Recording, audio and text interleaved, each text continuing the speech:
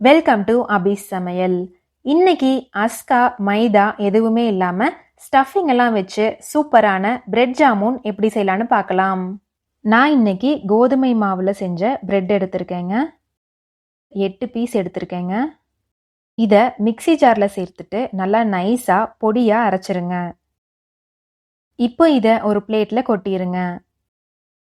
இது கூடவே 100 மில்லி அளவுக்கு காய்ச்சி ஆற வச்சிருக்க பால் எடுத்திருக்கேங்க.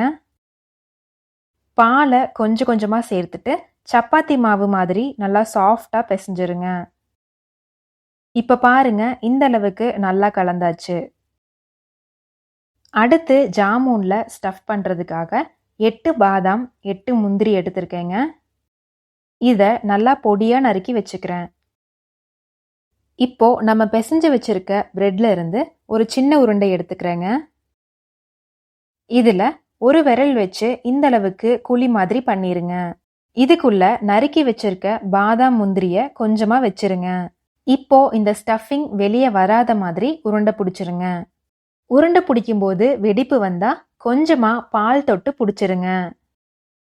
இதே மாதிரி எல்லா உருண்டையுமே ரெடி பண்ணிக்கலாங்க. அடுத்து ஜாமூனை எண்ணெயில பொரிச்சிடலாங்க. எண்ணெய் நல்லா சூடானதுமே அடுப்பை மீடியம் ஃப்ளேம்ல வச்சிருங்க. இப்போ நம்ம பிடிச்சி வச்சிருக்க உருண்டைய ஒவ்வொன்றா சேர்த்துருங்க. உருண்டை நல்லா சாஃப்டா இருக்கனால வெடிப்பு சுத்தமா வராதுங்க. 2 நிமிஷத்திலேயே இந்த அளவுக்கு பொன்னிறமா மாறிடுங்க.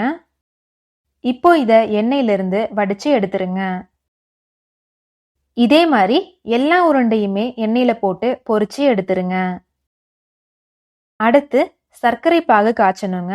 நான் இன்னைக்கு 2 கப் அளவுக்கு கரும்பு சர்க்கரை எடுத்திருக்கேங்க. இது கூடவே 1.5 கப் அளவுக்கு தண்ணியும் சேர்த்துக்கிறேன். இத அடுப்புல வச்சு நல்லா கொதிக்க வச்சிருங்க. நாட்டு சர்க்கரையில ஏதாவது தூசிகள் இருந்தா இத ஒரு டைம் வடிச்சிட்டு அப்புறமா கொதிக்க வச்சிருங்க. வாசனைக்காக 2 ஏலக்காயை கிள்ளி சேர்த்துக்கிறேங்க. பாகு நல்லா கொதிக்க ஆரம்பிச்சு 5 நிமிஷத்துக்கு அப்புறமா அடுப்புல இருந்து எடுத்துருங்க. இந்த பாகு நல்லா சூடா இருக்கும் போதே பொரிச்சு வச்சிருக்க ஜாமூனையும் சேர்த்துருங்க. இப்போ இத நல்லா கலந்து விட்டுட்டு மூடி வச்சிருங்க. இது ஒரு 3-4 மணி நேரம் ஊறினாலே போதுங்க. அவ்வளோதாங்க, ஸ்டஃபிங் எல்லாம் வச்சு சூப்பரா ரெடி ஆயிருச்சு கோதுமை பிரெட் ஜாமூன். மைதா அஸ்கா அப்படின்னு எதுவுமே இல்லாம ஹெல்த்தியான சூப்பரான ஜாமூன் ரெடி. நீங்களும் இந்த ரெசிபியை ட்ரை பண்ணி சாப்பிட்டு பார்த்துட்டு எப்படி இருந்துச்சுன்னு மறக்காம கமெண்ட்ல சொல்லுங்க. இந்த வீடியோ பிடிச்சிருந்தா லைக் பண்ணிட்டு உங்க ஃப்ரெண்ட்ஸுக்கும் ஷேர் பண்ணிருங்க. மறக்காம அபி சமையல் சேனலை சப்ஸ்கிரைப் பண்ணிருங்க.